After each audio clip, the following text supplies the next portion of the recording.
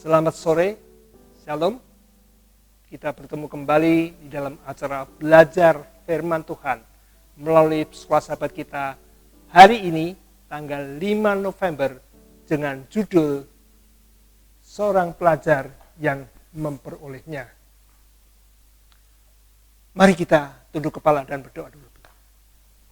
Bapa di sorga, kami bersyukur terima kasih untuk segala penyertaan dan berkat-Mu dalam kehidupan kami. Dan saat ini kami boleh belajar sebentar firman Tuhan melalui pelajaran sekolah sahabat. Kiranya Roh Kudus-Mu boleh menolong hati pikiran kami. Kami boleh mengerti apa yang Tuhan kehendaki sebagai guru agung terhadap kami para murid-murid Yesus. Tuhan berkati acara ini, mohon ampun dosa kami, karena nama Tuhan Yesus kami berdoa. Amin.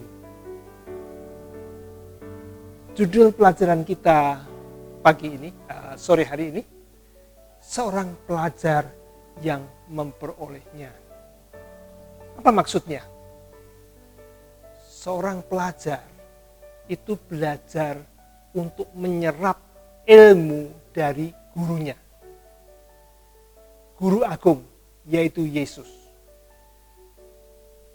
Dikisahkan dalam pelajaran kita, setelah sekian lama, Yesus bersama murid-muridnya tiap hari mengajar, membuat mujizat, menyembuhkan orang, memberkati orang banyak. Tiba saatnya Yesus memberitahukan misinya ke dunia ini. Kita buka di dalam buku Matius pasal ke-16. Matius pasal 16 ayat 21.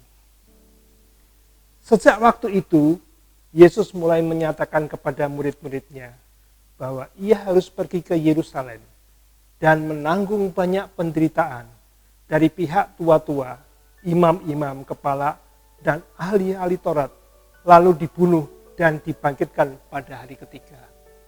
Yesus pertama kali memberitahukan muridnya misinya. Dia akan ditangkap, dibunuh, bangkit hari ketiga.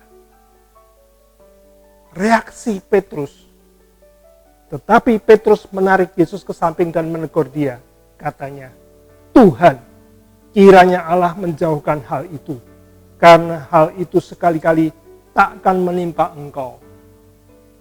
Di dalam benak murid-muridnya, seperti pada orang-orang Yahudi, mereka mengharapkan Yesus sebagai raja duniawi, mendirikan kerajaan Israel yang jaya seperti pada waktu zaman Daud. Dan mereka akan hidup mendampingi Yesus. Itu pemikirannya. Sekarang Yesus katakan bahwa dia akan ditangkap dan dibunuh. Satu hal yang tidak sedikit pun terlintas dalam pemikiran mereka. Dan Petrus seolah-olah membela Yesus. Jangan sampai terjadi. Sepertinya wajar sebagai murid membela gurunya. Tetapi Yesus melihat di dalam diri Petrus ini bukan Petrus yang mengatakan, tetapi iblis. Dia katakan begini. Maka Yesus berpaling dan berkata kepada Petrus, enyahlah iblis, engkau suatu batu sandungan bagiku, sebab engkau bukan memikirkan apa yang dipikirkan Allah, melainkan apa yang dipikirkan manusia. Setan ingin menggagalkan misi Yesus.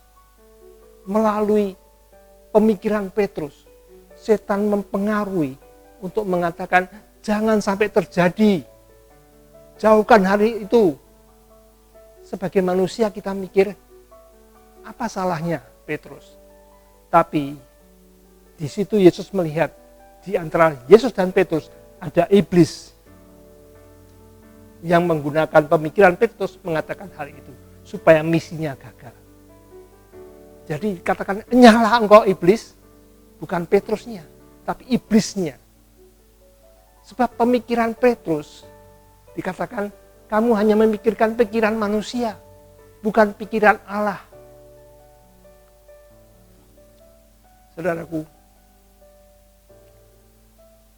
seorang pelajar yang memperolehnya. Pada waktu itu Petrus belum mengerti tentang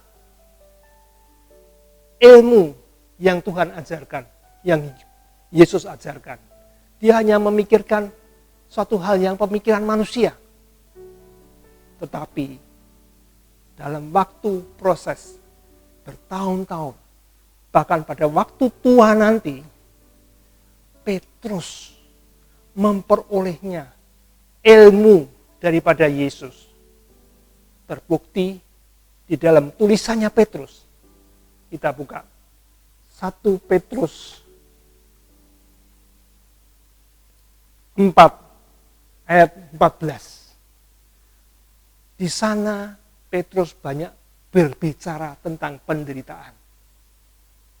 1 Petrus 4 ayat 14. Berbahagialah kamu jika kamu dimista karena nama Kristus, sebab roh kemuliaan, yaitu roh Allah, ada padamu.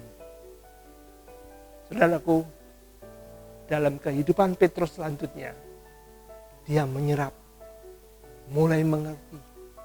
Bukan dengan kekuatannya sendiri, tetapi roh Allah yang ada pada Petrus membuat dia mengerti ilmu daripada guru agungnya, Yesus Kristus.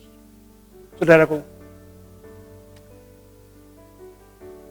di dalam cerita berikutnya, Yesus menyembuhkan seorang yang buta bernama Bartimeus.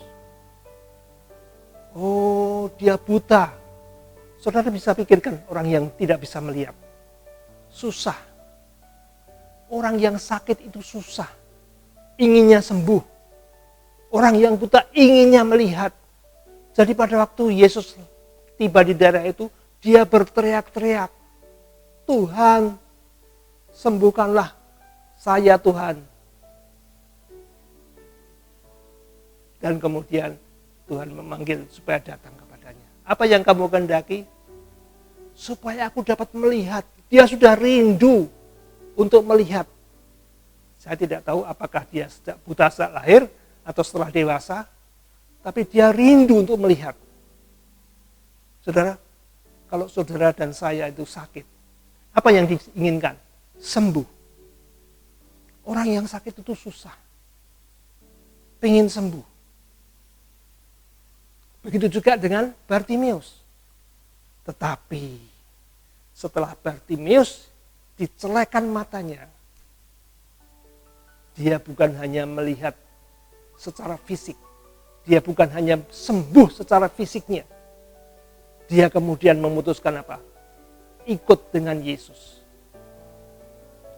Karena dia melihat bukan yang hanya lahiriah saja, tetapi ada yang lebih penting di dalam kehidupan manusia, yaitu ikut Yesus, keselamatan. Saudaraku, apakah saudara dan saya sebagai murid Yesus, murid guru agung itu, sudah menyerap ilmu dari guru yang agung itu? Apa yang kita suka di dalam kehidupan Yesus? Dia mengajar, dia membuat mujizat, dia menyembuhkan orang, dia memberkati, menjadikan roti untuk 5.000 orang. Apakah hal-hal itu yang kita sukai? Hal-hal itu yang kita serap dalam kekristenan kita? Tuhan berkata, barang siapa yang mengikut aku, ia harus menyangkal dirinya, memikul salibnya, dan mengikut aku. Apa ilmu yang Hakim Agung ajarkan dalam kehidupannya? Rendah hati,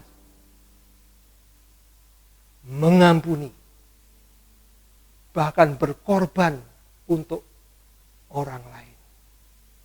Apakah itu yang kita serap? Ataukah hal-hal yang jasmani atau materi yang kita serap?